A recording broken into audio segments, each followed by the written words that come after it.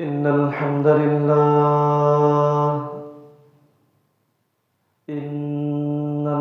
لله نحمده ونستعينه. من يهده الله فلا مضل له ومن يضلل فلا هادي له. أشهد أن لا إله إلا الله وحده لا شريك له، وأشهد أن محمدًا عبده ورسوله. أما بعد، فإن خير الحديث كتاب الله، وخير الهدي هدي محمد صلى الله عليه وسلم، وشر الأمور محدثاتها، وكل بدعة ضلالة، وكل ضلالة في النار। মহান আল্লাহ সুবহানাহু ওয়া তাআলার দরবারে শুকরিয়া আদায় করছি। আল্লাহ রাব্বুল আলামিন আমাদের সকলকে প্রতি সপ্তাহের ন্যায় আজকেও যথাসময়ে সাপ্তাহিক কোরআনের ব্যাখ্যা বিশ্লেষণ শোনার জন্য আমাদেরকে সুযোগ করে দিয়েছে। এই জন্য সে আল্লাহ তাআলার আলিশান দরবারে শুকরিয়া আদায় করে পড়ছি আলহামদুলিল্লাহ। দরুদ প্রেরণ করছি সেই মহামানবের প্রতি, যিনি আমাদের রাহবার, যিনি আমাদের শিক্ষক, যার উপরেই কোরআন অবতীর্ণ হয়েছিল, যিনি আমাদেরকে কোরআন শিক্ষা দিয়েছেন, বাস্তব জীবনে শিক্ষা দিয়েছেন, সেই নবী আমাদের রাসূল হযরত মুহাম্মাদের উপর আমরা সকলেই বলছি সাল্লাল্লাহু আলাইহি ওয়াসাল্লাম। আমরা আল্লাহ সুবহানাহু ওয়া তাআলার কাছে জান্নাতের উঁচু মাকাম কামনা করছি সেই সকল ভাইদের জন্য, বোনদের জন্য, যারা পৃথিবীতে যুগে যুগে আল্লাহর জমিনে আল্লাহর দ্বীন প্রতিষ্ঠার জন্য নিজেদের সর্বোচ্চ সম্পদ জীবনকে উৎসর্গ করেছেন। আল্লাহ তাআলা যেন তাদেরকে জান্নাতুল ফেরদাউস দান করেন, বলেন আমিন। এছাড়াও আমরা কল্যাণ কামনা করছি আমাদের সেই সকল ভাই বোনদের জন্য যারা আল্লাহর পথে চলার জন্য, আল্লাহর দ্বীন প্রচার প্রতিষ্ঠার জন্য পৃথিবীতে বিভিন্নভাবে নির্যাতিত হয়েছে, নিষ্পেষিত হয়েছে, ক্ষতির মধ্যে পড়েছে। আল্লাহ তাআলা যেন তাদেরকে উত্তম জাযা দান করেন, বলেন আমিন। সম্মানিত উপস্থিতি, আজকে আপনাদের ধারাবাহিক যে আলোচনা সেটি হচ্ছে সূরাতুল বাকারা ৩ নম্বর রুকু থেকে। তো আজকে শুধু ধারাবাহিকতা ঠিক রাখার জন্য আমি সূরা বাকারা ৩য় রুকু অনুবাদটা আপনাদেরকে শোনাচ্ছি। হ্যাঁ, আউযু বিল্লাহি মিনাশ শাইতানির রাজীম। বিসমিল্লাহির রহমানির রহিম।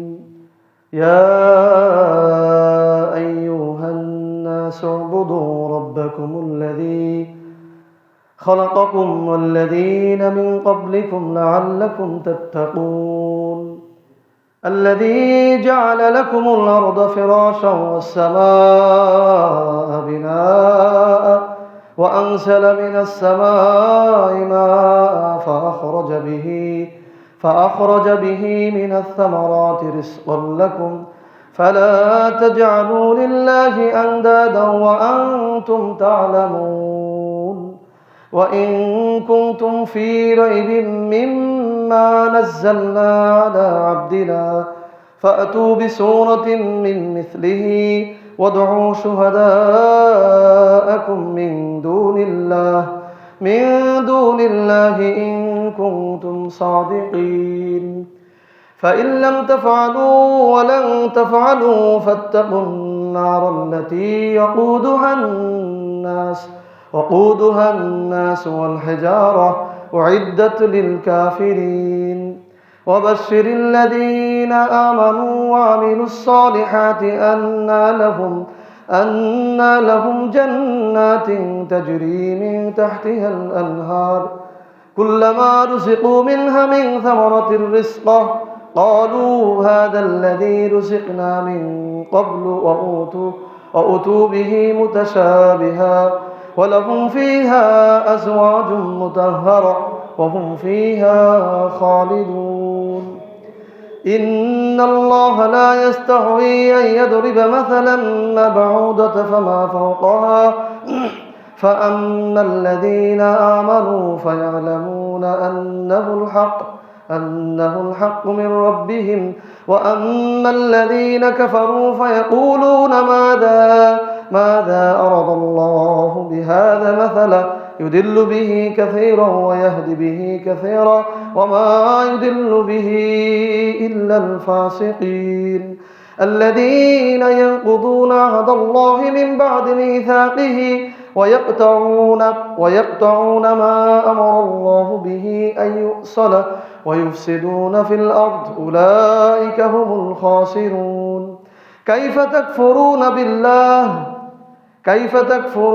بالله وكنتم أمواتا فأحياكم ثم يميتكم ثم يحييكم ثم إليه ترجعون هو الذي خلق لكم ما في الأرض جميعا ثم استوى إلى السماء فسوهن سبع سماوات وهو بكل شيء عليم بارك الله لنا ولكم في القرآن العظيم প্রিয় উপস্থিতি আমরা আয়াতের সরল অনুবাদ শুনব আল্লাহ সুবহানাহু ওয়া তাআলা সূরা বাকারার 3 নম্বর রুকুতে বলছেন ইয়া আইয়ুহান নাস হে মানব জাতি উবুদু রাব্বাকুমুল্লাযী খালাকাকুম তোমরা তোমাদের প্রতিপালকের ইবাদত করো যিনি তোমাদেরকে সৃষ্টি করেছেন ওয়াল্লাযীনা মিন ক্বাবলিকুম এবং তোমাদের পূর্ববর্তীদেরকেও তিনি সৃষ্টি করেছেন লাআল্লাকুম তাত্তাকুন আর তোমরা তোমাদের প্রতিপালকের ইবাদত এজন্য করবে যে তোমরা যেন মুত্তাকি হতে পারো।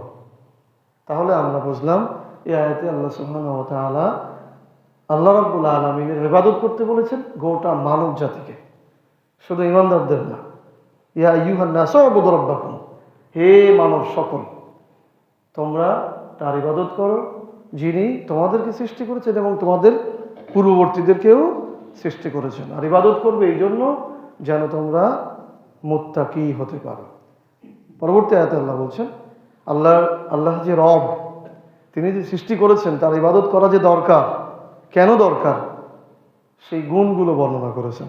আল্লাহ তাআলা বলছেন আল্লাযী জাআলা লাকুমুল আরদা ফিরাশা ওয়াস সামাআ বিনাআ আর তিনি সেই সত্তা যিনি তোমাদের জন্য এই জমিনকে বিছানা হিসাবে সৃষ্টি করেছেন আর আকাশকে তোমাদের ছাদ হিসাবে সৃষ্টি করেছেন। বলেন সুবহানাল্লাহ।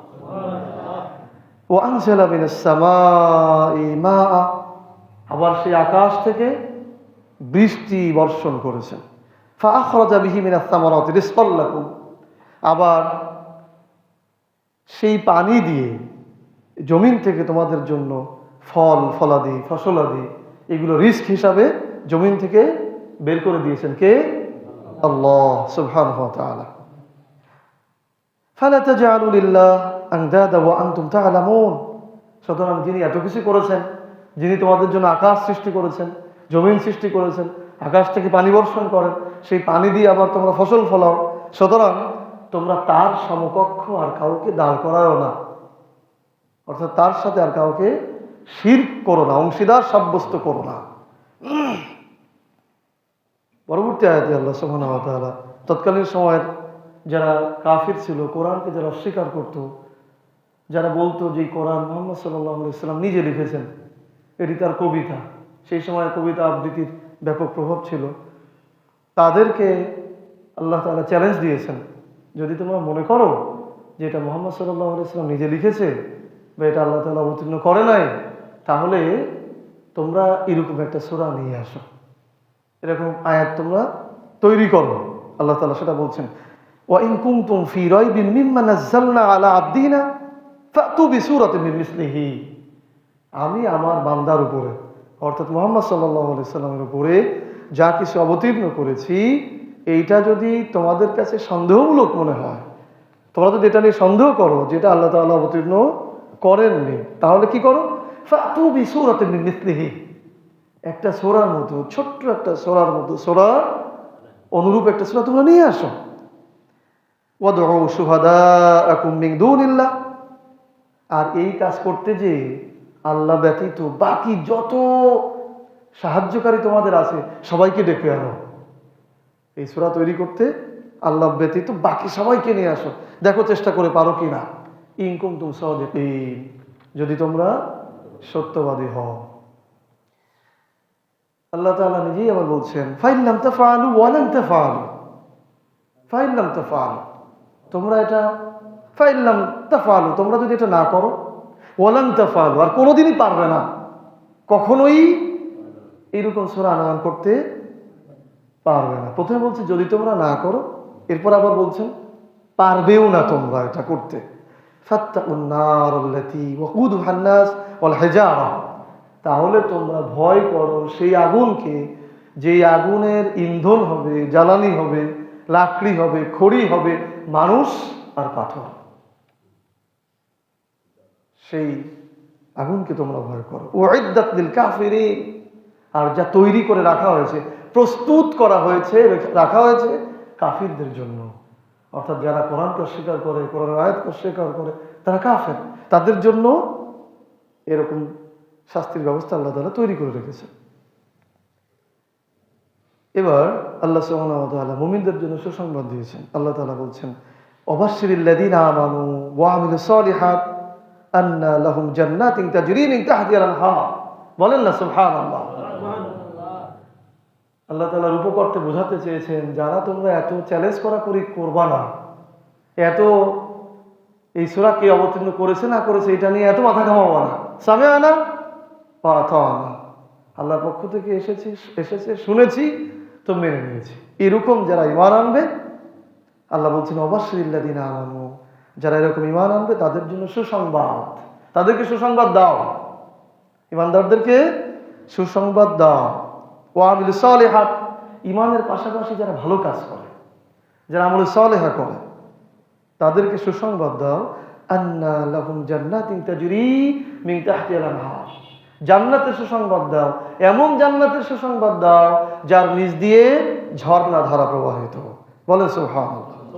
তাহলে কোন এই জান্নাতের সুসংবাদ পেতে হলে আমাদের দুইটা কাজ করতে হবে, ঈমান আনতে হবে আর ভালো কাজ করতে হবে। ঈমান আনতে হবে আর আমলে সালেহা করতে হবে। আমল মানে কিন্তু শুধু তাসবিহ তাহলিল, চাষ্ট, দোয়া, ইশরাক, তাহাজ্জুদ, আমরা অনেক সময় এগুলোকে আমল মনে করি, তাই না? নির্দিষ্ট কিছু দোয়া, নির্দিষ্ট কিছু জিকির, কিন্তু আমলের সালেহা মানে তা না। এগুলো সহ জীবনে পৃথিবীতে যত ভালো কাজ আছে সবগুলোই আমলের সালেহা, ভালো কাজগুলোই কি আমলের সালেহা। এই জন্য ঈমান আনার সাথে সাথে আমলের সালেহা করতে হবে, ভালো কাজ করতে হবে, তাহলে আল্লাহ তাআলা আমাদের জন্য জান্নাতের সুসংবাদ দিয়েছেন, যেই জান্নাতের নিচ দিয়ে ঝর্ণা ধারা প্রবাহিত। আপনাদের বুঝতে কষ্ট হচ্ছে না? আমার একটু দ্রুত বলতে হচ্ছে যেহেতু সামনে আমি আরেকটা জায়গাতে আলোচনা করব। জি, কুল্লামা রুসিকু মিনহা মিন সামারাতির রিজকা, কুল্লামা রুসিকু মিনহা মিন সামারাতির রিজকা, এই জান্নাতের অধিবাসী তোমরা যারা হবে, তোমাদের জন্য ফলমূল থেকে রিস্ক দেওয়া হবে। জান্নাতের মধ্যে জান্নাতের অধিবাসীদেরকে রিজিক দেওয়া হবে কি দিয়ে? ফলমূল দিয়ে। ক্বালু হাযাল্লাযী রুজিকনা মিন ক্বাবলু ওয়া উতু বিহি মুতাশাবিহা, জান্নাতীরা বলবে দুনিয়ায় থাকতেও তো আমাদেরকে মুতাশাবিহা, এইরকম সাদৃশ্যপূর্ণ রিস্ক দেওয়া হতো। যেমন ধরেন দুনিয়ায় আঙ্গুর, আপেল, কমলা, বেদানা, আনার, কলা এগুলো আছে না? জান্নাতের মধ্যে আঙ্গুর, আপেল, কমলা, বেদানা, আনার এগুলো আছে, এগুলো দিয়ে খাবার দেওয়া হবে জান্নাতের অধিবাসীদেরকে। এই জন্য ওনারা এই কথা বলবেন। এছাড়াও আরো অনেক নিয়ামত রয়েছে, অন্য একদিন শোনাবো ইনশাআল্লাহ। আল্লাহ তাআলা পরবর্তীতে বলছেন ওয়ালাহুম ফিহা আজওয়াজুম মুতাহহারা, শুধু খাবার দেওয়া হবে তাই না, আজওয়াজুম মুতাহহারা, এই সকল জান্নাতের অধিবাসীদের জন্য থাকবে উত্তম পবিত্র সঙ্গিনীগণ। বলেন না সুবহানাল্লাহ। উত্তম স্ত্রী থাকবে তাদের জন্য। অহুম ফিহা খালিদুন, আর সেখানে তারা চিরস্থায়ী হবে। ইন্নাল্লাহা লা ইয়াস্তাহি আন ইয়াদরিবা মাসালাম মাবউদাতান ফামা ফাওকাহা ফাআম্মাল্লাযীনা আমানু ফায়া'লামুনা আন্নাহুল হক মির রাব্বিহিম ওয়া আম্মাল্লাযীনা কাফারু ফায়াকুলুনা মাযা আরাদাল্লাহু বিহাযা মাসালা ইউদিল্লু বিহি কাসীরা ওয়া ইয়াহদি বিহি কাসীরা ওয়া মা ইউদিল্লু বিহি ইল্লাল ফাসিকিন। এবার আল্লাহ তাআলা আবার কাফির মুশরিকদের কাছে যে তাদের সাথে কিছু যৌক্তিক তর্ক তুলে ধরেছেন। সেটা হলো, কাফিররা বলতো যে এই কোরআন যদি আল্লাহর পক্ষ থেকে আসতো তাহলে কোরআনের মধ্যে মশা, মাছি, মাকড়সা এ ধরনের কথা থাকবে কেন? সূরা আনকাবুত আছে না, এটার নাম হচ্ছে মাকড়সা। সূরা নামল পিপিলিকা, সূরা নাহল মৌমাছি। তাহলে মশা মাছির কথা আল্লাহ তাআলা এত বড়, তিনি যদি এগুলো অবতীর্ণ করবেন তো এইগুলো রাখে নাকি? তো এটার উদাহরণ আল্লাহ তাআলা কেন দিলেন? এটা কাফির মুশরিকদের কথা ছিল। তো আল্লাহ তাআলা সে কথা খণ্ডন করে বলছেন যে ইন্নাল্লাহা লা ইয়াস্তাহি আইয়াদরিবা মাসালা, নিশ্চয় আল্লাহ তাআলা এই মশা মাছির উদাহরণ সহ এর থেকে ক্ষুদ্র উদাহরণ দিতেও আল্লাহ তাআলা সংকোচ বোধ করেন না। ফাআম্মাল্লাযীনা আমানু ফায়ালামুনা আন্নাহুল হাক্কু মির রাব্বিহিম, যারা ঈমান এনেছে তারা বলবে এটা আমার প্রতিপালকের পক্ষ থেকে সত্য, আমার প্রতিপালক যা দিয়েছে এটাই সত্য। ফায়াকুলুনা মাযা আরাদাল্লাহু বিহাযা মাসালা, আর কাফিররা বলবে যে এইগুলো উদাহরণ আল্লাহ তাআলা কেন দিলেন, কি দরকার ছিল? ইউদিল্লু বিহি কাসীরা ওয়া ইয়াহদি বিহি কাসীরা, আল্লাহ তাআলা বলছেন এই উদাহরণ দিয়ে আমি কিছু লোককে, কাসীরা অনেক লোককে বিভ্রান্ত করে দেই, আবার অনেক লোককে ঈমানদার করে দেই, মুমিন করে দেই। কেন? যারা সন্দেহ পোষণ করবে এই মশা মাছির মতো ক্ষুদ্র, এটা কি কোরআন আল্লাহ দেন নাকি? এই যে কোরআন নিয়ে তার মধ্যে সন্দেহ ঢুকে গেল, সে বিভ্রান্ত হয়ে গেল। আর যে বলবে যে না কোরআনে আছে, আল্লাহ তাআলা দিয়েছেন, এটাই মেনে নিলাম, সে ঈমানদার হয়ে গেল। আমরা তো এরকমই, তাই না? যে কোরআনে যা আছে আমরা সবকিছুই বিশ্বাস করি যে আল্লাহ তাআলা অবতীর্ণ করেছেন, সুতরাং আমরা জান্নাতের সেই ঈমানদার হব। বলেন ইনশাআল্লাহ। আল্লাহ সুবহানাহু ওয়া তাআলা বলছেন ওমা ইউদিল্লু বিহি ইল্লাল ফাসিকিন, তবে আল্লাহ তাআলা ফাসিক ব্যতীত কাউকে বিভ্রান্ত করেন না, ইচ্ছা করে আল্লাহ কাউকে পথভ্রষ্ট করেন না। ওই যে আমরা ভূমিকাতে বলি না, মা ইয়াহদিল্লাহ ফালা মুদিল্লা লাহু ওয়া মা ইউদ্লিল ফালা হাদিয়া লাহু, আল্লাহ যাকে বিভ্রান্ত করেন, আল্লাহ যাকে পথভ্রষ্ট করেন তাকে কেউ হেদায়েত দিতে পারে না। এক্ষেত্রে আমাদের অনেক ভাইয়েরা সন্দেহ পোষণ করে যে আল্লাহই যদি আমাকে বিভ্রান্ত করে, পথভ্রষ্ট করে, তাহলে আমার দোষটা কি? বিষয়টা কিন্তু আসলে তা নয়, বরং আল্লাহ তাআলা বিভ্রান্ত তাকেই করেন যে ফাসিক থাকে, যে পাপাচারী থাকে, যে আল্লাহর বিষয়গুলো নিয়ে সন্দিহান থাকে, তাকে আল্লাহ তাআলা স্বাধীনতা দিয়ে দেন, যাও তুমি যেদিকে ইচ্ছা সেদিকে চলে যাও। সে কথাই আল্লাহ তাআলা বলছেন ওমা ইউদিল্লু বিহি ইল্লাল ফাসিকিন, ফাসিক ব্যতীত, পাপাচারী ব্যতীত আল্লাহ কাউকে পথভ্রষ্ট করেন না। এবার আমাদের জন্য কিছু নির্দেশনা আল্লাহ তাআলা দিয়েছেন। আল্লাযীনা ইয়ানকুদুনা আহদাল্লাহি মিন বা'দি মিসাকিহি ওয়া ইয়াকতাউনা মা আমারাল্লাহু বিহি আইয়ুসলা ওয়া ইউফসিদুনা ফিল আরদি উলাইকা হুমুল খাসিরুন। আল্লাহ বলছেন যারা আমার সাথে দেওয়া প্রতিশ্রুতি ভঙ্গ করে। আমরা সবাই আল্লাহর সাথে একটা প্রতিশ্রুতি দিয়ে আসছি, আলাস্তু বিরাব্বিকুম, আমি কি তোমাদের প্রতিপালক নই? আমি কি তোমাদের রব নই? আমি কি তোমাদের পালনকর্তা, রিজিকদাতা, বিধানদাতা নই? রব মানে শুধুমাত্র রিজকদাতা নয়, রব মানে শুধুমাত্র মৃত্যুদাতা নন, শুধু সৃষ্টিকর্তা নন, প্রতিপালক, যিনি প্রতিপালন করেন, যিনি রিজিক দেন। ওই যে আকাশ থেকে রিজিক দেওয়ার কথা আল্লাহ তাআলা বলেছেন, যিনি আইন দেন, বিধান দেন, তিনি হচ্ছেন কে? রব। তো আমরা এটা স্বীকারোক্তি দিয়ে আসছি, প্রতিশ্রুতি দিয়ে আসছি। আল্লাহ বলেছেন আলাস্তু বিরাব্বিকুম, আমি কি তোমাদের রব নই? আমরা বলেছিলাম বালা, হ্যাঁ নিশ্চয়ই। তো এই প্রতিশ্রুতি আমরা আল্লাহকে দিয়ে আসছি। তো সে কথা আল্লাহ তাআলা বলছেন আল্লাযীনা ইয়ানকুদুনা আহদাল্লাহি মিন বা'দি মিসাকিহি, আল্লাহর সাথে দৃঢ় প্রতিশ্রুতি দেওয়ার পরে যারা এটাকে ভেঙে ফেলে, অর্থাৎ আল্লাহকে রব বাদ দিয়ে মানুষকে যখন রব মেনে নেয়, আল্লাহকে ইলাহ বাদ দিয়ে মানুষকে যখন ইলাহ করে নেয়, সেটা কিভাবে? একটু না বললেই নয়। আল্লাহর ইবাদত করাটাই হচ্ছে আল্লাহকে ইলাহ গ্রহণ করা। কিন্তু যখনই কেউ মূর্তির ইবাদত করে, মূর্তির সামনে সেজদা দেয়, মূর্তিকে আরাধ্য দেবতা মনে করে, তখনই সে ইলাহ আল্লাহ ব্যতীত আরো অনেককে করে নেয়। আবার রব যখন আল্লাহ তাআলা রিজিকদাতা, আইনদাতা, বিধানদাতা, এটা মেনে নেওয়া হয়, তার নির্দেশনা অনুযায়ী চলা হয়, তাহলে তাকে রব মানা হয়। যখনই মানুষের আইনগুলোকে মেনে নেওয়া হয়, আল্লাহর আইনগুলো বাদ দিয়ে, যে ক্ষেত্রে আল্লাহ আইন দিয়েছেন সেই আইনটা বাদ রেখে ওই ক্ষেত্রে মানুষের আইন গ্রহণ করে নেওয়া হয়, সেক্ষেত্রে আল্লাহকে বাদ দিয়ে মানুষকে রব মানা হয়। আমরা কিন্তু এই বিভ্রান্তির মধ্যে আছি, এই কঠিন বিপদের মধ্যে আমরা জাতিগতভাবে নিমজ্জিত আছি। তো এই যে আমরা এভাবে কিন্তু আমরা রবের প্রতিশ্রুতি ভেঙে ফেলছি। আমরা তো প্রতিশ্রুতি দিয়ে আসছিলাম, তাই না? সেই দৃঢ় প্রতিশ্রুতি আমরা ভেঙে ফেলছি। আল্লাহ তাআলা আমাদেরকে সতর্ক হওয়ার তৌফিক দান করুন, আমিন। তো যারা এরকম দৃঢ় প্রতিশ্রুতি ভঙ্গ করে এবং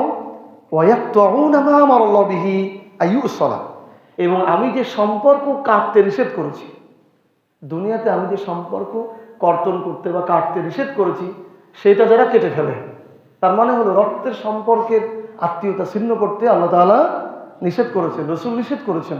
রক্তের সম্পর্ক চাচার সাথে, ফুফুর সাথে, মামার সাথে, এদের সাথে দুনিয়াবি কোনো স্বার্থের কারণে সম্পর্ক ছেদ করা যাবে না। যদি করে তাদের কথা আল্লাহ সুবহানাহু ওয়া তাআলা বলেছেন,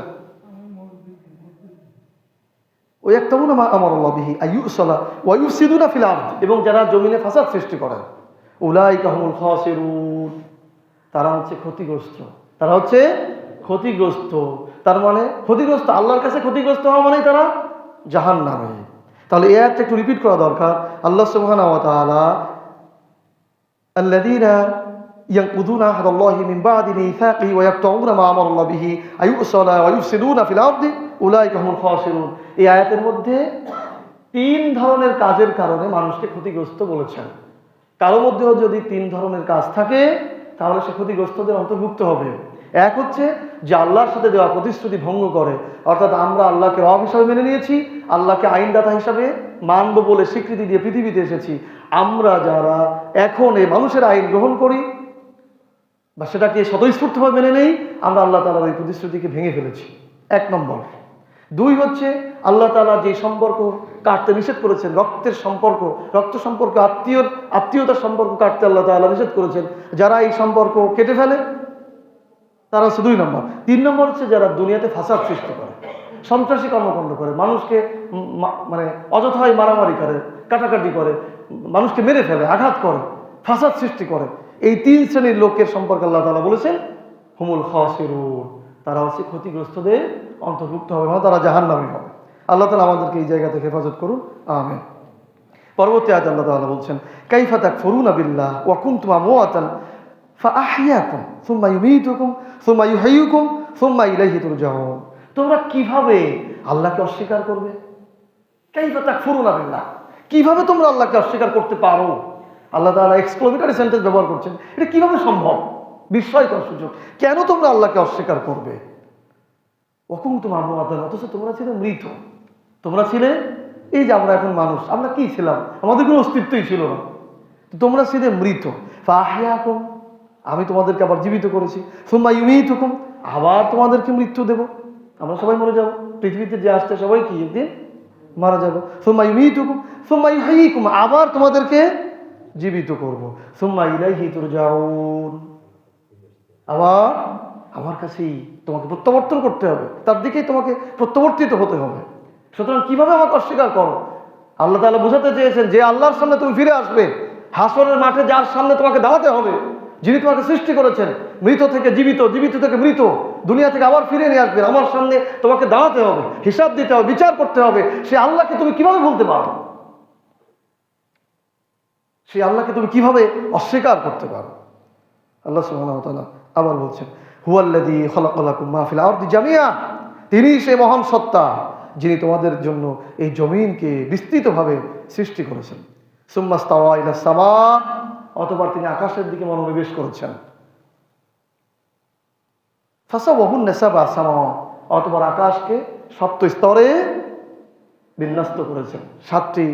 সাত আকাশ আল্লাহ তাআলা সৃষ্টি করেছেন। ওয়া বিকুল্লি শাইইন আলীম, আর নিশ্চয়ই তিনি সকল বিষয়ে জ্ঞান রাখেন, তিনি প্রজ্ঞাময়ী, সমস্ত কিছুই তার জানা। এই সাত আসমানের মধ্যে, জমিনের মধ্যে কি হচ্ছে, কোথায় কি হচ্ছে, এই সব কিছু কি আল্লাহ সুবহানাহু ওয়া তাআলা জানেন।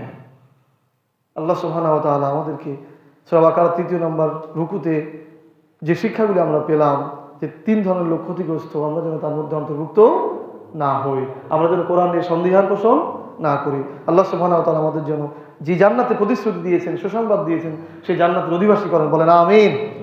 সবাই একবার আমার একটু উৎসাহ দিয়ে বলেন আমিন। মাশাআল্লাহ, এবার ভালো লেগেছে।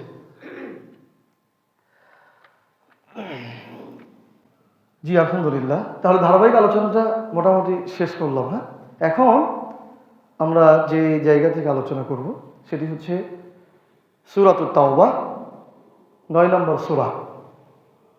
এই সূরার 3য় নম্বর রুকু।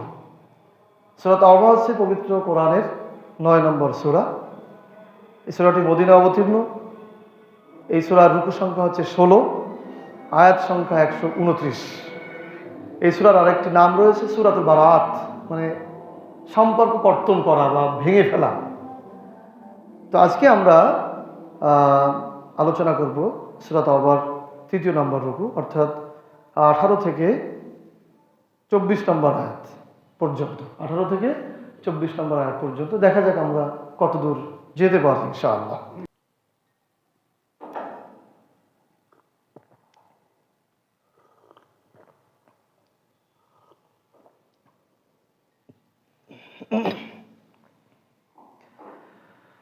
أعوذ بالله من الشيطان الرجيم. بسم الله الرحمن الرحيم. أجعلتم سقاية الحاج وعمارة المسجد الحرام كمن آمن بالله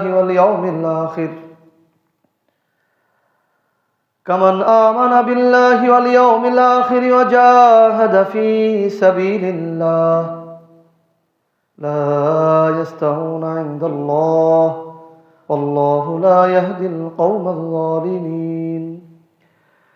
الذين آمنوا وهاجروا وجاهدوا في سبيل الله بأموالهم وأنفسهم أعظم درجة عند الله وأولئك هم الفائزون. يبشرهم ربهم برحمة منه ورضوان وجنات لهم فيها نعيم مقيم خالدين فيها أبدا إن الله عنده أجر عظيم. يا أيها الذين آمنوا لا تتخذوا آباءكم وإخوانكم أولياء إن استحبوا الكفر على الإيمان ومن يتولهم منكم فأولئك هم الظالمون. قل إن كان آباؤكم وأبناؤكم وإخوانكم وأزواجكم وعشيرتكم وأموال اقترفتموها وتجارة تخشون كسادها ومساكن ترضونها أحب إليكم من الله ورسوله وجهاد في سبيله فتربصوا حتى يأتي الله بأمره والله لا يهدي القوم الفاسقين. بارك الله لنا ولكم في القرآن العظيم. প্রিয় উপস্থিতি, আল্লাহ সুবহানাহু ওয়া তাআলা এই আয়াতগুলির মধ্যে বলছেন, আজালতুম সিকায়াতাল হাজ ওয়া ইমারাতাল মাসজিদিল হারাম কামান আমানা বিল্লাহ ওয়াল ইয়াউমিল আখির ওয়া জাহাদা ফি সাবিলিল্লাহ লা ইয়াস্তাউনা ইনদাল্লাহ আল্লাহু লা ইয়াহদিল কওমাজ যালিমিন। আল্লাহ বলছেন, তোমরা কি হাজীদেরকে পানি পান করানো আর মসজিদুল হারামের খেদমত করা সেই সকল লোকদের সমান মনে করো যারা আল্লাহর প্রতি বিশ্বাস স্থাপন করেছে, পরকালের প্রতি বিশ্বাস স্থাপন করেছে এবং আল্লাহর পথে জিহাদ করেছে? তোমরা কি তাদের সমান মনে করো? আল্লাহ প্রশ্ন করেছেন। লা ইয়াস্তাউনা ইনদাল্লাহ। আবার আল্লাহ তাআলা নিজেই উত্তর দিচ্ছেন, না, আল্লাহর নিকট এই দুই ধরনের আমলকারী কখনোই সমান নয়। আল্লাহু লা ইয়াহদিল কওমাজ যালিমিন। আর আল্লাহ তাআলা জালিম সম্প্রদায়কে সঠিক পথ প্রদর্শন করেন না। আল্লাহ সুবহানাহু ওয়া তাআলা বুঝাতে চেয়েছেন এখানে এই আয়াতগুলির মধ্যে দুই ধরনের লোকদের কথা বলা হয়েছে, দুই ধরনের চরিত্রের লোকদের কথা বলা হয়েছে। প্রথমে আমরা শানে নুজুলটা জানি, তাহলে বুঝতে আমাদের সুবিধা হবে। শানে নুজুল সম্পর্কে নিশ্চয়ই আপনারা জানেন যে শানে নুজুল হচ্ছে যে কারণে আয়াত অবতীর্ণ হয়।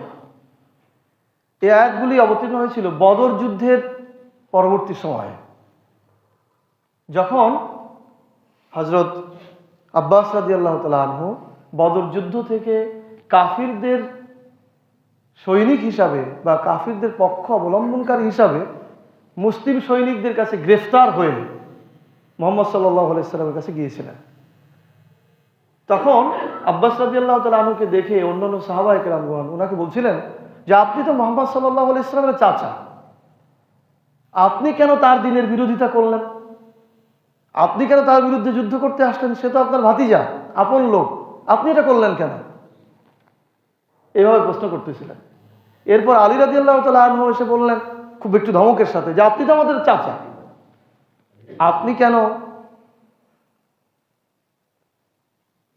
আপনি কেন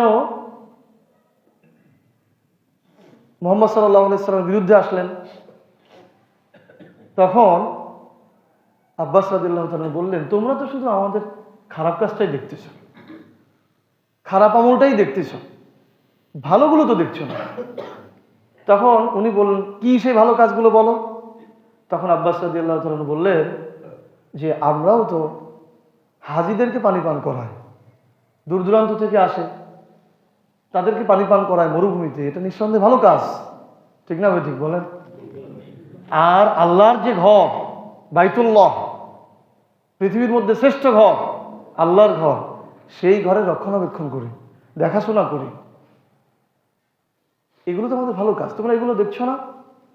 এই কথাগুলি বলে যখন আব্বাস রাদিয়াল্লাহু তাআলা আনহু রাসূল সাল্লাল্লাহু আলাইহি সাল্লামের অন্যান্য সাহাবীদের আমলকে একটু নিচু করতে যাচ্ছিলেন, যে তারা যা করেছে আমরাও তো করি, তা আমাকে এত শাসাচ্ছ কেন? ঠিক তখনই আল্লাহ তাআলা এই আয়াতগুলি অবতীর্ণ করেন। আজালতুম সিকায়াতুল হাজ ওয়া ইমারাতুল মাসজিদিল হারাম কামান আমানা বিল্লাহ ওয়াল ইয়াউমিল আখির ওয়া জাহাদা ফি সাবিলিল্লাহ লা ইস্তাউনা ইনদাল্লাহ আল্লাহু লা ইয়াহদিল কওমায যালিমিন। আল্লাহ তাআলা আব্বাস রাদিয়াল্লাহু তাআলা আনহুকে বুঝাতে যে সারা পৃথিবীর সকল মুসলিমদেরকে, ইমানদারদেরকে বুঝিয়েছেন যে যারা আল্লাহর প্রতি বিশ্বাস স্থাপন করেছে, পরকালের প্রতি বিশ্বাস স্থাপন করেছে এবং আল্লাহর জমিনে আল্লাহর দ্বীন প্রতিষ্ঠার জন্য সংগ্রামে লিপ্ত হয়েছে, জিহাদ করেছে, তাদের আমল আর তোমরা যারা সাধারণ আমল করো, মসজিদের রক্ষণাবেক্ষণ করো, মসজিদের খেদমত করো, মানুষের উপকার করো, হাজীদেরকে পানি পান করো, সহযোগিতা করো, এই দুইয়ের আমল কখনো সমান নয়। আর শেষের অংশে কেন বললেন যে আর যারা জালিম, আল্লাহু লা ইয়াহদিল কওমায যালিমিন, জালিমদেরকে আল্লাহ তাআলা সৎ পথ প্রদর্শন করেন না। এই কথা এজন্য বলেছেন যে সময় আল্লাহর জমিনে আল্লাহর দ্বীন প্রতিষ্ঠা করার প্রয়োজন হয়, আল্লাহর জমিনে আল্লাহর দ্বীন বাস্তবায়নের সময় আসে, সে সময় যারা আল্লাহর জমিনে আল্লাহর দ্বীন বাস্তবায়নের প্রচেষ্টা না চালিয়ে সাধারণ কিছু ইবাদত নিয়েই থাকে আল্লাহ সুবহানাহু, এবং সেটা নিয়েই সন্তুষ্ট থাকে, আল্লাহ সুবহানাহু ওয়া তাআলা তাদেরকে অজ্ঞ বলেছেন, জালিম বলেছেন। আর এই ধরনের লোকদেরকে আল্লাহ তাআলা সঠিক পথ দেখান না। এই আয়াতের শিক্ষা হলো এই, আমরা যারা ইমানদার, আমরা যারা মুমিন, যখন সময় আসে আল্লাহর জমিনে আল্লাহর দ্বীন প্রতিষ্ঠা, তখন অন্যান্য আমলের পাশাপাশি আল্লাহর জমিনে কি করলে দ্বীন প্রতিষ্ঠিত হয় সেই প্রচেষ্টা চালান। আমি কি আপনাদেরকে বোঝাতে পেরেছি? সেই সময়ে সাহাবায়ে কেরামগণ সালাত আদায় করতেন, অন্যান্য যে ইবাদতগুলো সেই সময় ছিল সবগুলোই করতেন, পাশাপাশি আল্লাহ জমিনে আল্লাহর দ্বীন প্রতিষ্ঠিত হোক এর জন্য তেনারা প্রাণান্তকর চেষ্টা করেছেন, নিজের জীবনকে পর্যন্ত উৎসর্গ করেছেন। আর তখন যারা আল্লাহর জমিনে আল্লাহর দ্বীন প্রতিষ্ঠিত হোক এই প্রচেষ্টা না চালিয়ে যারা শুধু ওই ইবাদত নিয়েছিল, তাদেরকে কিন্তু আল্লাহ তাআলা তাদের ব্যাপারে ভালো শব্দ ব্যবহার করেননি। ভালো শব্দ ব্যবহার করেছেন? করেননি। আল্লাহ সুবহানাহু ওয়া তাআলা তাদেরকে মুনাফিক বলে আখ্যায়িত করেছেন, যারা যখন আল্লাহর জমিনে আল্লাহর দ্বীন প্রতিষ্ঠার সময় আসে তখন ওইটা না করে শুধু কিছু আক্ষরিক আনুষ্ঠানিক ইবাদত নিয়ে সন্তুষ্ট থাকে। আমরা আশা করি যে আমরা এইরকম আল্লাহ তাআলা এইরকম যে শিরোনাম যাদেরকে দিয়েছেন আমরা তার মধ্যে থাকবো না ইনশাআল্লাহ। বলেন ইনশাআল্লাহ।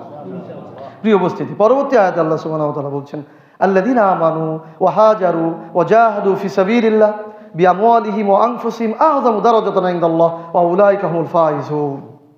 আল্লাহ বলছেন যারা ঈমান এনেছে, যারা হিজরত করেছে, যারা আল্লাহর পথে জিহাদ করেছে সম্পদ দিয়ে এবং জীবন দিয়ে, আ'যামু দারাজাতান ইনদাল্লাহ, আল্লাহর নিকট তাদের জন্য রয়েছে মহা প্রতিদান, ওয়া উলাইকা হুমুল ফাইজুন, আর এরাই হচ্ছে সফল কাম। বলেন সুবহানাল্লাহ। এই আয়াতে 3টি শব্দ আল্লাহ সুবহানাহু ওয়া তাআলা সফলতার জন্য মাপকাঠি দিয়েছেন। কয়টি শব্দ? 3টি শব্দ। এক হচ্ছে ঈমান আনা, 1 নম্বর কি? ঈমান আনা। 2, আল্লাহর জমিনে আল্লাহর দ্বীন প্রতিষ্ঠার প্রচেষ্টা চালাতে যেয়ে বিপদগ্রস্ত হয়ে অন্য জায়গায় দাওয়াত প্রচার করতে যাওয়া, যেটাকে হিজরত বলা হয়। 3 হচ্ছে আল্লাহর জমিনে আল্লাহর দ্বীন প্রতিষ্ঠার জন্য আল্লাহর পথে জিহাদ করা।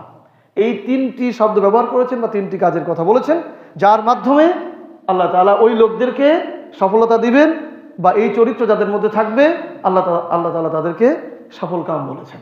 বলেন সুবহানাল্লাহ। এখন আমরা এই 3টি শব্দের একটু বিশ্লেষণ করতে চাই। সেটি হচ্ছে আল্লাহ সুবহানাহু ওয়া তাআলা বলেছেন আমানু, ঈমানদার, আল্লাযীনা আমানু, যারা ঈমান এনেছে। ঈমান আনার ব্যাপারে আপনারা বহু বক্তব্য শুনবেন। আমাদের সবারই প্রায় ঈমানে মুফাসসাল মুখস্থ আছে না? আমানতু বিল্লাহি ওয়া মালাইকাতিহি ওয়া কুতুবিহি ওয়া রাসূলিহি ওয়াল ইয়াউমিল আখিরি ওয়াল কদরি খাইরিহি ওয়া শাররিহি মিনাল্লাহি তাআলা ওয়াল বা'সি বা'দাল মাউত। এর মধ্যে 7টি বিষয় আছে ঈমানের শর্ত। আল্লাহর প্রতি বিশ্বাস, ফেরেশতাদের প্রতি বিশ্বাস, পরকালের প্রতি বিশ্বাস, কিতাবের প্রতি বিশ্বাস, রাসূলদের প্রতি বিশ্বাস, তাকদীরের ভালো মন্দের প্রতি বিশ্বাস, পুনরুত্থান দিবসের প্রতি বিশ্বাস। এই 7টি বিষয়ের মধ্যে 3টি বিষয় এই আয়াতের ঈমানের মধ্যে আছে। ঈমানের মধ্যে আমরা 3টি শব্দ ব্যবহার করব। 7টির থেকে কয়টি? 3টি। এক হচ্ছে আল্লাহর প্রতি বিশ্বাস, 2 হচ্ছে কিতাবের প্রতি বিশ্বাস, 3 হচ্ছে রাসূলের প্রতি বিশ্বাস। তো আল্লাহর প্রতি বিশ্বাস হচ্ছে 2 ধরনের। আল্লাযীনা আমানু, ঈমানদার। তো আল্লাহর প্রতি ঈমান হচ্ছে 2 ধরনের ঈমান আনতে হয়। কয় ধরনের? 2 ধরনের। এক হচ্ছে রব হিসাবে আল্লাহকে বিশ্বাস করা, 2 হচ্ছে ইলাহ হিসাবে বিশ্বাস করা। আল্লাহর প্রতি ঈমানের ধরন কয়টা? 2টা। এক হচ্ছে রব হিসাবে বিশ্বাস করা, আর এক হচ্ছে 2 হচ্ছে ইলাহ হিসাবে বিশ্বাস করা। রব মানে কি? যিনি প্রতিপালন করেন সমস্ত কিছু দিয়ে। রিস্ক বলতে সমস্ত কিছু এর মধ্যে রয়েছে। সৃষ্টি, জন্ম দেওয়া মানে জন্মের মাধ্যমে পৃথিবীতে আনা, মৃত্যুর মাধ্যমে নিয়ে যাওয়া, এই সমস্ত কিছু যিনি করেন তিনি রব। এই হিসাবে তার প্রতি ঈমান আনা, এটি ঈমানের একটি অংশ। আল্লাহ সুবহানাহু ওয়া তাআলা বলেছেন ইনিল হুকমু ইল্লাল্লাহ, হুকুম বা আইন বা বিধান একমাত্র কার? আল্লাহ। তাহলে রব যিনি তিনি কিন্তু বিধান দিবেন, আইন দিবেন। তো আমাদেরকে রবকে যদি পরিপূর্ণ মানতে হয়, আমি 10টা বললাম যে রিজিক দাতা হিসেবে মানি, সুস্থদাতা হিসেবে মানি, মৃত্যুদাতা হিসেবে মানি, সৃষ্টিকর্তা হিসেবে মানি, এরকম 10টা বললাম। কিন্তু আইন যে আল্লাহ তাআলা দেন এবং কোরআনের মধ্যে আল্লাহ তাআলা আইন লিখে দিয়েছেন সে ব্যাপারে মানে না। তাহলে কি এক্ষেত্রে আল্লাহর প্রতি পরিপূর্ণ ঈমান হবে? কথা বলেন, হবে? হবে না। বাংলাদেশের ম্যাক্সিমাম মুসলিম বুঝে হোক না বুঝে হোক রবের ক্ষেত্রে পরিপূর্ণ ঈমান আনতে পারছে না। আপনারা যারা তাফসীর শোনেন আপনাদের কিন্তু আনতে হবে, কারণ যেহেতু শুনছেন জ্ঞান অর্জন করছেন। 2 নম্বর বিশ্বাসটা কি? ইলাহের ব্যাপারে।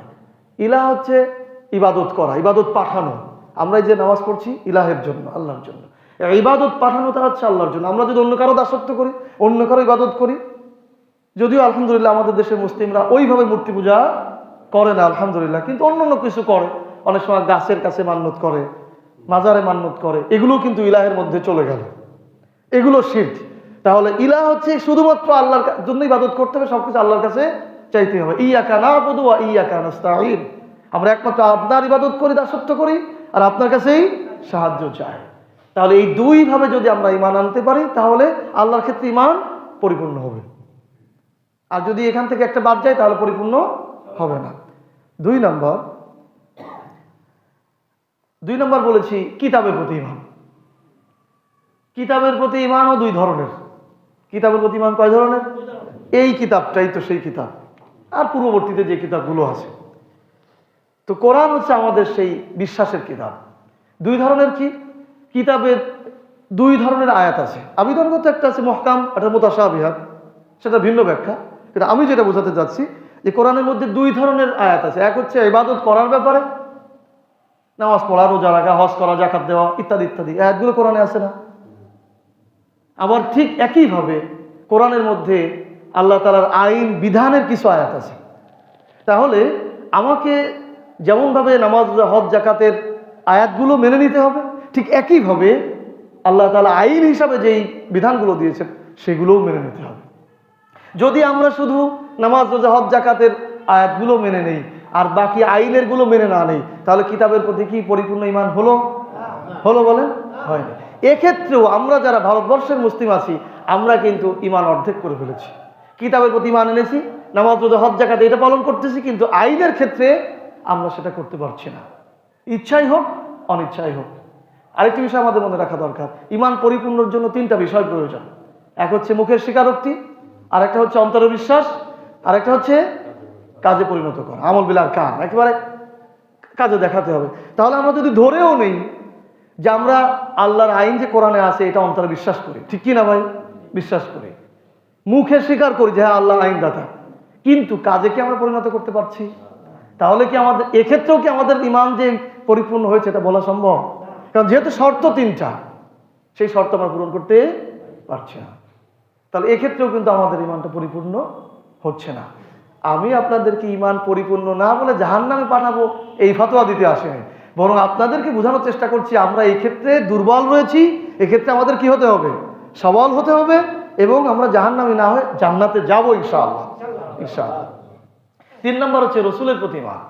রসুলের প্রতি ঈমানও দুই ধরনের। কয় ধরনের? দুই ধরনের। এক হচ্ছে তিনি আমাদের রসুল, তিনি আমাদের নবী, এটা বিশ্বাস করা, তার সুন্নাহগুলো পালন করা।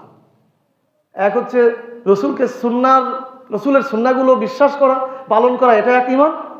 আরেকটা হচ্ছে রসুলের কর্মকে বিশ্বাস করা এবং যেগুলো আমাদের জন্য বৈধ সেটাকে গ্রহণ করা। যেমন ধরেন রসুল সাল্লাল্লাহু আলাইহি ওয়াসাল্লাম মিসওয়াক করেছেন, পাগড়ি পরেছেন, বড় পাঞ্জাবি পরেছেন, দাড়ি রেখেছেন, এগুলো ওনার সুন্নাহ, ঐতিহ্যগত সুন্নাহ। আরেকটা সুন্নাহ হচ্ছে ইসলামের সিয়াসাত। বোঝেন? সিয়াসাত, এটা কিন্তু সাধারণ মানুষ অনেক সময় বোঝে না। সিয়াসাত মানে রাজনীতি। সিয়াসাত মানে কি? রাজনীতি। সিয়াসাতের এক বিশাল অধ্যায় রয়েছে মাদ্রাসায়, যা সচরাচর পড়ানো হয় না বা পড়ে না। এই জন্য আমাদের মুসলিমরা বলে যে ধর্ম আর রাজনীতি আলাদা। ধর্মের মধ্যে আপনি রাজনীতি নিয়ে আসছেন কেন? কেন সে তো ইসলামের সিয়াসাত পড়ে নাই, ইসলামের সিয়াসাত জানে না। রসুল সাল্লাল্লাহু আলাইহি সাল্লামের সিয়াসাত, রসুল সাল্লাল্লাহু আলাইহি সাল্লামের রাজনীতি, এইটা তার একটা সুন্নাহ, এইটার উপর বিশ্বাস করাও ঈমান। কিভাবে রাজনীতি? রসুল সাল্লাল্লাহু আলাইহি সাল্লাম কি মক্কা থেকে মদিনায় যে রাষ্ট্র পরিচালনার ব্যবস্থা গ্রহণ করেননি? তিনি কি মদিনা সনদ করেননি? তিনি কি হুদায়বিয়ার সন্ধি করেননি? তিনি কি দাওয়াতের মাধ্যমে, যুদ্ধের মাধ্যমে বিস্তৃত সমস্ত কিছু করে শেষে এসে মদিনার রাষ্ট্রপ্রধান, মক্কার রাষ্ট্রপ্রধান হননি? মক্কা বিজয় করেননি? তা রাজনীতি মানুষ করে কেন? ক্ষমতায় যাওয়ার জন্য, কোন একটা আদর্শ, কোন একটা আইন প্রতিষ্ঠার জন্য। তো রসুল সাল্লাল্লাহু আলাইহি ওয়াসাল্লাম তো সেগুলোই করেছেন, কোরআনের আইন প্রতিষ্ঠিত করেছেন না? এবং যখন এই কাজটা হয়েছে তখনই তো আল্লাহ বলেছেন আল ইয়াউমা আকমালতু লাকুম দীনাকুম ওয়া আতমামতু আলাইকুম নি'মাতি ওয়া রাদিতু লাকুমুল ইসলাম দীনা। আজ তোমাদের জন্য তোমাদের দ্বীনকে পরিপূর্ণ করে দিলাম। কোন দিন? যেদিন আরব ভূখণ্ডে মক্কায় ইসলামের বিজয় হয়েছিল, ইসলামিক স্টেট হয়েছিল, যেদিন থেকে কোরআনের আইন বাস্তবায়ন করার সুযোগ হয়েছিল, সেদিন আল্লাহ তাআলা ঘোষণা দিয়েছিলেন। ঠিক না? ঠিক বলেন? তার আগে কিন্তু ঘোষণা দেননি। কত আয়াত কোরআনে আছে, কিন্তু আল ইয়াউমা আকমালতু লাকুম দীনাকুম ওয়া আতমামতু আলাইকুম নি'মাতি, এই আয়াত আগে বলেননি। কারণ যতদিন পর্যন্ত ওই রাষ্ট্রে ইসলামী আইন প্রতিষ্ঠিত হয়নি, আল্লাহর রুবুবিয়ত প্রতিষ্ঠিত হয়নি, ততদিন পর্যন্ত ইসলাম পরিপূর্ণ হয়নি। ঠিক একইভাবে কোন ভূখণ্ডে যত ইবাদতই আমরা করি না কেন, ইসলামী শাসন যদি প্রতিষ্ঠিত না হয়, সেখানে আমরা রবের যে ইবাদতগুলি আছে পরিপূর্ণ করতে পারবো না, আর ইসলামও পরিপূর্ণ হবে না। তাহলে রসুলের ক্ষেত্রে ঈমানের দুই ক্ষেত্র, এক হচ্ছে রসুলের সাধারণ সুন্নাহ বিশ্বাস করা বা আমল করা, দুই হচ্ছে রসুলের যে সিয়াসাত, ইসলামের যে সিয়াসাত, ইসলামের যে রাজনীতি, সেইটা বাস্তবায়ন করা। এই সুন্নাহ থেকে আমরা ম্যাক্সিমাম মুসলিম দূরে সরে গেছি। এর পেছনের কারণ হচ্ছে আমাদের শিক্ষা ব্যবস্থা। আমাদের শিক্ষা কারিকুলাম এটা করেছিল ব্রিটিশরা। তারা এমনভাবে শিক্ষা কারিকুলাম করেছে যে কোরআন হাদিস যেন সেখানে না পড়ে, ইসলামের সিয়াসত যেন তারা না জানে, ইসলামের খেলাফত ব্যাপারে তারা যেন না জানে। আর না জানলে তারা এগুলো করবে না। তো প্রিয় উপস্থিতি, আমরা দুটি শব্দের ব্যাখ্যা করলাম, তিনটি বিষয়ে আমানুর ব্যাখ্যা করলাম যে কিভাবে আমাদের ঈমান আনতে হয়। তাহলে আমরা কিন্তু তিনটা শব্দ, যে তিনটা বলেছি, আল্লাহর ক্ষেত্রে দুই ক্ষেত্রে ঈমান আনতে হয়, আমরা কিন্তু এক ক্ষেত্রে এনেছি। ঠিক কিভাবে ঠিক বলেন? রসুলের ক্ষেত্রে দুই ক্ষেত্রে ঈমান আনতে হয়, আমরা এক ক্ষেত্রে এনেছি। কোরআনের ক্ষেত্রে দুই ক্ষেত্রে ঈমান আনতে হয়, আমরা এক ক্ষেত্রে এনেছি। তার মানে ঈমান এখনো পরিপূর্ণ করতে পারিনি, যতক্ষণ না পর্যন্ত ঈমানের এই 7টি বিষয়ের মধ্য থেকে গুরুত্বপূর্ণ 3টি বিষয়, সেই 3টি বিষয়ের মধ্যে আবার 6টি বিষয় আমরা ঈমান পরিপূর্ণ বিশ্বাস বা কাজ পরিপূর্ণ করতে না পারবো, ততক্ষণ পর্যন্ত আমাদের ঈমান পরিপূর্ণ হবে না, এবং আমরাও হয়তো আল্লাহর সেই সুমহান জান্নাতের মেহমান হতে পারবো কিনা এটা আল্লাহ ভালো জানেন। তো আমরা চেষ্টা করবো সেটা। প্রিয় উপস্থিতি, পরবর্তীতে যে শব্দের ব্যাখ্যা করবো হাজারু, হিজরত, এগুলি কোরআনের মৌলিক শব্দ, এটাকে পরিবর্তন করার কোনো সুযোগ নেই। যখনই দিন প্রচার প্রতিষ্ঠার জন্য বিপদগ্রস্ত হয়, তখন সেই জায়গা থেকে অন্য জায়গায় শান্তির জন্য যাওয়া না, অন্য জায়গায় দাওয়াতের জন্য যেতে হবে, এবং এখানে আবার কিভাবে সেই দাওয়াত ফিরিয়ে নিয়ে আসা যায় সেই চেষ্টা করতে হবে। এটাই হচ্ছে কি হিজরত। নবী সাল্লাল্লাহু আলাইহি ওয়াসাল্লাম হিজরত করেছেন, সাহাবায়ে কেরামগণ হিজরত করেছেন, আপনারা নিশ্চয়ই অনেক ইতিহাস পড়ে থাকবেন। তো পরবর্তীতে যে শব্দটি আমরা বিশ্লেষণ করবো জাহাদু, জিহাদ, যেটা ভারতবর্ষে বা যে দেশে ইসলামী শাসন প্রতিষ্ঠিত নেই সেখানে এই জিহাদ শব্দটাই অপরাধ।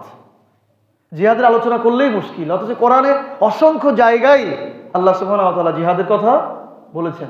জিহাদ মানে হচ্ছে চেষ্টা চালানো, প্রচেষ্টা করা, প্রাণান্তকর প্রচেষ্টা চালানো।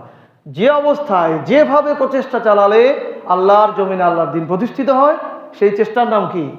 জিহাদ। যেখানে যেমন ফিলিস্তিনে ইসলাম প্রতিষ্ঠিত করতে যে ওই ইসরায়েলদের সৈন্যের সামনে যে যদি বলি, ভাই ইসলাম ভালো ধর্ম, ইসলাম শান্তির ধর্ম, আমারে গুলি চালায় না ভাই, এই দাওয়াত দিলে কি ইসরায়েলের সৈন্য শুনবে? শুনবে না। তাহলে ওইখানে কিন্তু এই দাওয়াত দিয়ে জিহাদ করা যাবে না। ওখানে ওরা যা নিয়ে আসতেছে তাই নিয়ে ওদের সাথে প্রতিবাদ করতে হবে, এটাই কি জিহাদ। এইভাবে আমরা যদি মনে করি যে শুধু দাওয়াত দেওয়া, সেটাতে হবে না। আর ফি সাবিলিল্লাহ আরেকটি শব্দ হচ্ছে। তাহলে জিহাদের ব্যাপারে কি বললাম? জিহাদ হচ্ছে আল্লাহর জমিনে আল্লাহর দ্বীন প্রতিষ্ঠার জন্য যে সময়ে যেমন প্রচেষ্টা চালানো যায় সেই প্রচেষ্টা চালানোর নাম কি? জিহাদ। এবং এটি ইমানদারের সাথে সম্পৃক্ত, এটাকে অস্বীকার করার কোনো সুযোগ নেই। আমি পারি না, করব না, আমি বলতে পারছি না, বলবো না, কিন্তু কেউ যদি এগুলো বলে তাকে বাধা দিতে পারবো না। এটা আল্লাহর কথা, আল্লাহ বলেছেন। কোন তাফসীরকারক কি বলেছেন যে এই আয়াতগুলো মানসুখ হয়ে গেছে, এর বিধান মানসুখ হয়ে গেছে? কোরআনে নাসিখ মানসুখ আছে না? এক আয়াত এসে আরেক আয়াতকে কি করে দেয়? রহিত করে দেয়, বাদ করে দেয়। তো এই আয়াতগুলো মানসুখ হয়ে গেছে এরকম কেউ বলে না। আর যে আয়াতগুলো মানসুখ হয়নি তার মানে তার বিধান কিয়ামতের আগ পর্যন্ত একইভাবে কি বলবৎ থাকবে, চলমান থাকবে। প্রিয় উপস্থিতি, ফি সাবিলিল্লাহ ব্যাখ্যা করতে হবে একটু। ফি সাবিলিল্লাহ মানে হচ্ছে আল্লাহর পথ। আমাদের গ্রামগঞ্জে এরকম কথা আছে যে একটা ছেলে মনে করেন খুব বেশি সুস্থ না, তাকে মাদ্রাসায় ভর্তি করে দিয়েছে। তো একজন প্রশ্ন করেছে যে তোমার ছোট ছেলে কোথায়? তো বলে ফি সাবিলিল্লাহর পথে দিয়ে দিয়েছি। গরুটা মরে যাচ্ছে, আল্লাহ গরুটা যদি সুস্থ করে দেন ফি সাবিলিল্লাহর পথে দিয়ে দেবো, মানে এতিমখানায় দিয়ে দেবো। এটা ভালো কথা, কিন্তু ফি সাবিলিল্লাহর ব্যাখ্যা কিন্তু এটা না। ফি সাবিলিল্লাহ, ফি সাবিলিল্লাহ সাবুল মানে কি? পথ, আল্লাহর পথ।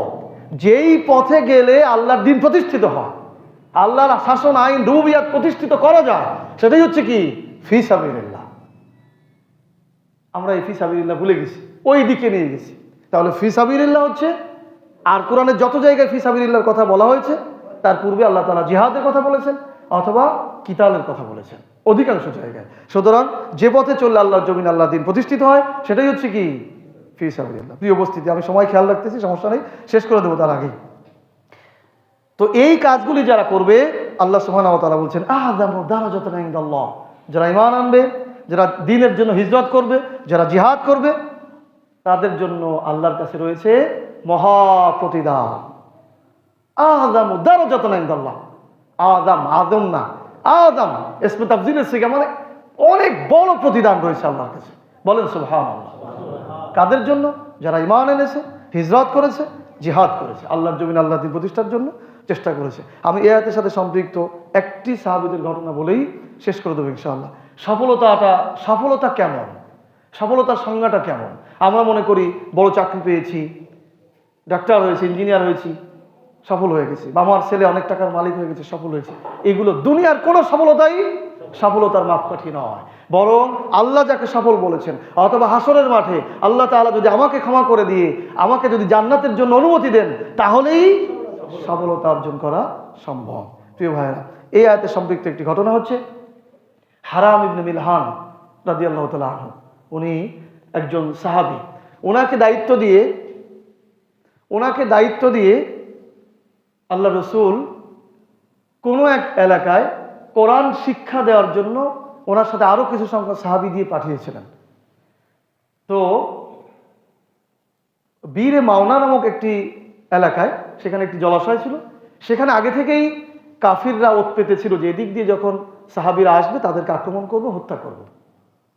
তো সাহাবীরা ওইভাবে অস্ত্রশস্ত্র নিয়ে যাননি, যা কিছু ছিল তাই নিয়ে গিয়েছেন। তাদের পরিকল্পনা অনুযায়ী তারা আক্রমণ করলে সেখানে অধিকাংশ সাহাবী শাহাদাত বরণ করেছেন। তো হারাম ইবনে মিলহান রাদিয়াল্লাহু তাআলা আনহু ওই বাহিনীর নেতৃত্বে ছিলেন। হারাম ইবনে মিলহান রাদিয়াল্লাহু তাআলা আনহুকে যখন আঘাত করা হয় বর্ষা দিয়ে, তখন উনি বর্ষার আঘাতের ওই জায়গা থেকে রক্ত এনে হাতের কাছে এনে বলছে, অরব্বি কাবা, সেই কাবার রবের শপথ, ফুস্তু অরব্বি কাবা, সেই কাবার রবের শপথ, আমি সফলতা অর্জন করেছি। আমি আপনাদেরকে আরো আকৃষ্ট করে বলতে পারছি না, যেহেতু সময় স্বল্পতা। দ্বীনের পথে চলতে যে আঘাতপ্রাপ্ত হয়েছে, সেখান থেকে রক্ত এনে মুখের সামনে ধরে বলছে, ফুস্তু রব্বিল কাবা, আমি সফলতা অর্জন করেছি সেই রবের শপথ। বুখারী শরীফের যুদ্ধ অভিযান অধ্যায়ের হাদিস। ওনাকে আঘাত করেছিলেন যিনি, তার নাম ছিল জাব্বার। তিনিও পরবর্তীতে ইসলাম গ্রহণ করেছিলেন। জাব্বার এই কথা শুনে অন্যদের কাছে প্রশ্ন করেছে, আচ্ছা হারাম ইবনে মিলহান আঘাতপ্রাপ্ত হয়ে মৃত্যুবরণ করছে, তখনও সে বলছে যে আমি সফলতা অর্জন করেছি, এটা কিভাবে সম্ভব, কেন সে কথা বললো? তখন অন্যরা তাকে বুঝালেন যে উনি দ্বীনের পথে আঘাতপ্রাপ্ত হয়েছেন, আল্লাহর জমিনে আল্লাহর দ্বীন বাস্তবায়নের জন্য, আল্লাহর কোরআন প্রচারের জন্য আঘাতপ্রাপ্ত হয়েছেন, সুতরাং উনি শহীদ হয়ে যাচ্ছেন। আর শাহাদাতের ব্যাপারে আল্লাহ সুবহানাহু ওয়া তাআলা বলেছেন ওরা মরে না, বরং ওদেরকে জান্নাতের মধ্যে 8টি জান্নাতের মধ্যে প্রবেশের সুযোগ দেওয়া হয়, রিস্ক দেওয়া হয়। এটাই তো চূড়ান্ত সফলতা। উনি যখন মৃত্যুবরণ করছিলেন তখন বুঝেছেন যে আমি আল্লাহর প্রতি আঘাতপ্রাপ্ত হয়েছি, সুতরাং আমি জান্নাতে প্রবেশ করার অধিকারী হব, এই জন্য আমি সফলতা অর্জন করেছি। সেজন্য উনি বলেছে ফুস্তু রব্বিল কাবা। জাব্বার বলেছে যে আসলেই তো সে সফলতা অর্জন করেছে। মরেও যদি সফলতা অর্জন করা যায়, যেই দিন বাস্তবায়ন করতে যে আজকে থেকে আমি আব্দুল জব্বারও সেই দিন গ্রহণ করলাম, ইসলাম গ্রহণ করলাম। উনিও কালেমা পড়ে মুসলিম হলেন, আশহাদু আল্লা ইলাহা ইল্লাল্লাহ ওয়া আন্না মুহাম্মাদুর রাসূলুল্লাহ। প্রিয় উপস্থিতি, আমি আপনাদেরকে উদারত আহ্বান করব, আমরা মুসলিম, আমাদের দ্বীন ইসলাম, আমাদের রব আল্লাহ, আমাদের আইনদাতা আল্লাহ।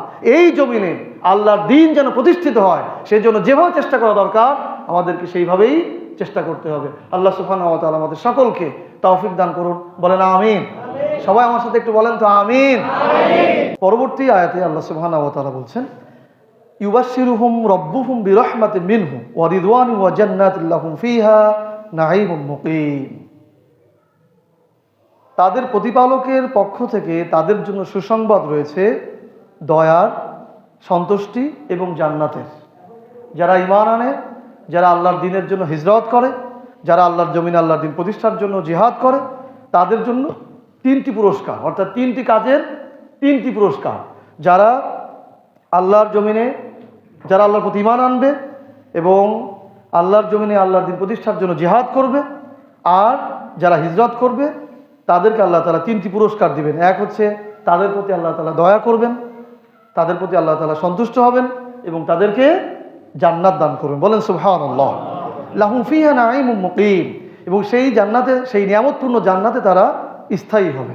খালিদিনা ফিহা আবাদা ইন্নাল্লাহা ইনদাহু আজরুন আযীম, সেখানে তারা চিরস্থায়ীভাবে বসবাস করবে। পরবর্তী আয়াতে আল্লাহ সুবহানাহু ওয়া তাআলা বলছেন, ইয়া আইয়ুহাল্লাযীনা আমানু লা তাত্তাখিযু আবাকুম ইখওয়ানাকুম আউলিয়া ইন ইসতাহাব্বুল কুফরা আলাল ঈমান ওয়া মান ইয়াতাওয়াল্লাহু মিনকুম ফাউলাইকা হুমুয যালিমুন। আল্লাহ বলছেন ঈমানদারদেরকে ডেকে, এত কিছু বোঝানোর পর আল্লাহ ওয়াজ করতেছিলেন না এই আয়াতগুলো দিয়ে, বোঝানোর পরে আল্লাহ বলছেন, ইয়া আইয়ুহাল্লাযীনা আমানু, হে ঈমানদাররা, লা তাত্তাখিযু আবাকুম, তোমরা তোমাদের পিতাদেরকে গ্রহণ করো না। লা তাত্তাখিযু আবাকুম ওয়া ইখওয়ানাকুম, তোমাদের পিতা এবং ভাইদেরকে বন্ধুরূপে গ্রহণ করো না যদি তারা ইনিস্তাহাব্বুল কুফর আলাল ঈমান, ঈমানের তুলনায় ঈমানের পরিবর্তে কুফরিকে যদি তারা প্রাধান্য দেয়, তাহলে তোমরা তোমাদের পিতাদেরকে ভাইদেরকে বন্ধুরূপে গ্রহণ করো না। কি বিরাট কথা! পিতার ব্যাপার আল্লাহ সুবহানাহু ওয়া তাআলা নির্দেশনা দিয়েছেন, ওয়া ক্বাযা রাব্বুকা আল্লা তা'বুদু ইল্লা ইয়্যাহু ওয়া বিল ওয়ালিদাইনি ইহসানা। তোমার প্রতিপালক তোমাকে নির্দেশ দিচ্ছে তার ইবাদত করো, আর তারপরই তোমার পিতামাতার সাথে ভালো আচরণ করো। আবার আল্লাহ বলছেন, লা তাত্তাখিযু আবাকুম ওয়া ইখওয়ানাকুম আউলিয়া ইন ইস্তাহাব্বুল কুফরা আলাল ঈমান। যদি সেই পিতামাতা, সেই ভাই যদি ঈমানের তুলনায় কুফরিকে প্রাধান্য দেয়, তাহলে তুমি তাদেরকে বন্ধুরূপে গ্রহণ করো না। এখানে একটি উদাহরণ দেওয়া প্রয়োজন। ঈমানের তুলনায় কুফরিকে প্রাধান্য দেওয়াটা কাকে বলে? ধরে নেন আমরা দুই ভাই, বা আমি আর আমার পিতা, যদিও আলহামদুলিল্লাহ আমার পিতা ইসলামের পক্ষেই ছিলেন, উনি ইন্তেকাল করেছেন, আল্লাহ তাআলা ওনাকে জান্নাত দান করেন, বলেন আমিন। তো ধরে নেন কোনো ছেলে আর কোনো পিতা, ছেলে ইসলাম প্রতিষ্ঠিত হোক দুনিয়াতে এটা চায়, আল্লাহর আইন প্রতিষ্ঠিত হোক এটা চায়, কিন্তু পিতা আল্লাহর জমিনে আল্লাহর দ্বীন প্রতিষ্ঠিত হোক এটা চায় না, মানুষের আইন প্রতিষ্ঠিত হোক সেটা চায়। যে রাজনীতি করলে মানুষের আইন প্রতিষ্ঠিত হয়, পিতা সেই রাজনীতি করে। যে রাজনীতি করলে আল্লাহর আইন প্রতিষ্ঠিত হয়, বা যেদিকে চেষ্টা করলে আল্লাহর আইন প্রতিষ্ঠিত হয়, ছেলে সেইটা করে। তাহলে এখানে মানুষের আইন প্রতিষ্ঠিত করা হচ্ছে কি? কুফরি কাজ। আল্লাহর আইন প্রতিষ্ঠিত করা ঈমানের কাজ। সেক্ষেত্রে এই সন্তান ওই পিতাকে বন্ধুরূপে গ্রহণ করতে পারবে না। এটাই আল্লাহ তাআলা বলেছেন, লা তাত্তাখিযু আবাকুম ওয়া ইখওয়ানাকুম আউলিয়া ইন ইস্তাহাব্বুল কুফরা আলাল ঈমান। অর্থাৎ রাসূলের সময় রাসূলের আদর্শ যারা চেয়েছে আর যারা আবু লাহাবের আদর্শ চেয়েছে, এদেরকে আল্লাহ তাআলা ওই পিতাদেরকে গ্রহণ করতে নিষেধ করেছেন। এক্ষেত্রে একটি উদাহরণ রয়েছে। আবু বকর রাদিয়াল্লাহু তাআলা আনহু এবং তার ছেলের সাথে কথা হচ্ছে বদর যুদ্ধের পর। আবু বকর রাদিয়াল্লাহু তাআলা আনহুর ছেলে বলছেন, পিতা, যুদ্ধের ময়দানে আপনার সাথে আমার বারবার দেখা হয়েছে, আপনি আমার নিশানায় বারবার এসেছেন, কিন্তু আমি আপনাকে আক্রমণ করিনি, কারণ আপনি আমার পিতা। আবু বকর রাদিয়াল্লাহু তাআলা আনহু বলছেন, শোনো, যুদ্ধের ময়দানে তুমি যদি আমার নিশানায় আসতে, তাহলে আমি তোমার দিকে তাক করে তীর ছুড়তাম, কারণ তুমি ওদিন ছিলে কাফিরদের সৈনিক, আমি ছিলাম ইমানদার সৈনিক। কিভাবে ইমানের পরীক্ষা ওনারা দিয়েছেন, এটাই আল্লাহ তাআলা এখানে বুঝিয়েছেন। পিতা হোক, ভাই হোক, স্ত্রী হোক, বন্ধু হোক, আল্লাহর আইন প্রতিষ্ঠিত করায় যদি কেউ বাধা হয়ে দাঁড়ায়, তার সাথে তাকে প্রাধান্য দিতে আল্লাহ তাআলা নিষেধ করেছেন। যদিও বাংলাদেশে আমরা ওইভাবে মারামারি কাটাকাটির দিকে যাব না, কিন্তু তাকে আমরা তার কথায় প্রাধান্য দিয়ে আল্লাহর আইন থেকে আমরা দূরে সরে আসবো না। সর্বশেষ আয়াতে আল্লাহ সুবহানাহু ওয়া তাআলা বলেছেন, কুল ইন কানা আবাউকুম ওয়া আবনাউকুম ওয়া ইখওয়ানুকুম ওয়া আজওয়াজুকুম ওয়া আশিরাতুকুম ওয়া আমওয়ালুন ইকতারাফতুমুহা ওয়া তিজারাতুন তাকশাউনা কাসাদাহা ওয়া মাসাকিন তারদাউনাহা আহাব্বা ইলাইকুম মিনাল্লাহি ওয়া রাসূলিহি ওয়া জিহাদিন ফি সাবিলিহি ফাতারাব্বাসু হাত্তা ইয়াতি আল্লাহু বিআমরিহি আল্লাহু লা ইয়াহদিল কওমাল ফাসিকিন। আল্লাহ বলছেন, হে রাসূল, আপনি তাদেরকে বলুন, তোমরা যদি তোমাদের পিতা, ভাই, তোমাদের ব্যবসা বাণিজ্য, তোমাদের ঘরবাড়ি, তোমাদের আসবাবপত্র, তোমাদের যে সম্পদ রয়েছে, তোমাদের স্ত্রী রয়েছে, তোমাদের সন্তান রয়েছে, এইগুলোকে যদি তোমরা প্রাধান্য দাও, আল্লাহর জমিনে আল্লাহ দ্বীন প্রতিষ্ঠার থেকে বেশি বড় মনে করো, তাহলে তাদেরকে বলো ফাতারাব্বাসু হাত্তা ইয়াতি আল্লাহু বিআমরিহি, আল্লাহর আদেশ আসা পর্যন্ত অপেক্ষা করো। অর্থাৎ এখানে আমি যদিও বিস্তৃত বলতে পারছি না, 8টি বিষয়ের কথা বলেছেন আল্লাহ তাআলা। কয়টি বিষয়ের কথা বলেছেন? 8টি। পিতা, সন্তান, ভাই, স্ত্রী, নিকটাত্মীয়, সম্পদ, ব্যবসা বাণিজ্য এবং বাসস্থান। এই 8 জিনিসকে যদি তোমরা আল্লাহর জমিনে আল্লাহর দ্বীন প্রতিষ্ঠার কাজ থেকে বেশি বড় মনে করো, অর্থাৎ যদি মনে করো যে আমি যদি আল্লাহর কাজ করতে যাই, তাহলে আমার ব্যবসা প্রতিষ্ঠান ধ্বংস হয়ে যাবে, আমার চাকরি চলে যাবে, আমার স্ত্রী আমার প্রতি অসন্তুষ্ট হবে, আমার পিতামাতা আমার প্রতি অসন্তুষ্ট হবে, এইটা যদি তুমি মনে করো বা কেউ যদি মনে করে, তাহলে তাকে আল্লাহর শাস্তি আসার অপেক্ষা করতে বলো। তার মানে এখানে 8টি জিনিসের প্রাধান্য দিতে নিষেধ করেছেন আল্লাহ তাআলা, 3টি জিনিসের প্রাধান্য দিতে বলেছেন আল্লাহ তাআলা। সেটা কি? আল্লাহর প্রতি ঈমান, রাসূলের প্রতি ঈমান এবং আল্লাহর পথে জিহাদ, আল্লাহর দ্বীন প্রতিষ্ঠার চেষ্টা করা। তাহলে 8টি জিনিসকে প্রাধান্য দিতে আল্লাহ তাআলা নিষেধ করেছেন, আর 3টি জিনিসকে প্রাধান্য দিতে বলেছেন। যদি কেউ 8টি জিনিসকে প্রাধান্য দেয় তাহলে আল্লাহ তাআলা তাদেরকে ফাসিক বলেছেন, পাপাচারী বলেছেন। আর যদি 3টি জিনিসকে কেউ প্রাধান্য দেয় তাহলে আল্লাহ তাআলা তাদেরকে মুমিন বলেছেন। আল্লাহ সুবহানাহু ওয়া তাআলা আমাদের সকলকে ঈমানদার হয়ে আল্লাহর জমিনে আল্লাহর দ্বীন প্রতিষ্ঠার জন্য সচেষ্ট কাজ করার জন্য তৌফিক দান করুন। সকলে বলেন আমিন। সুবহানাকাল্লাহুম্মা বিহামদিক আশহাদু আল্লা ইলাহা ইল্লা আনতা আস্তাগফিরুকা ওয়া আতুবু ইলাইক।